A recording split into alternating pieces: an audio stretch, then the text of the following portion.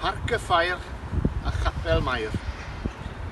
Am 364 o ddiwrnodau'r flwyddyn, blwch hirsgwar o fylchau hirsgwar yw hwn, yn ifydd i drefn a defod. Cyrraedd, parcio, talu, mynd.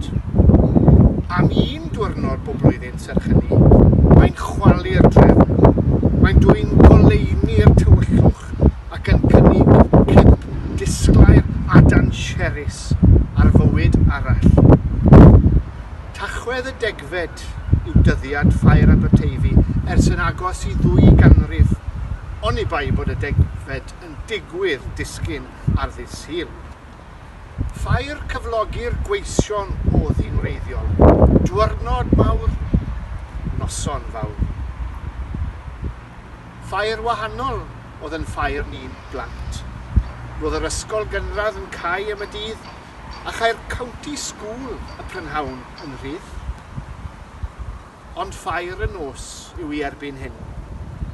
Y strydodd yn stondinau, yn gymanfa o rialtwch a fflachiadau neon. Yr awyr mor ddi ac yw'r candy floss yn binc.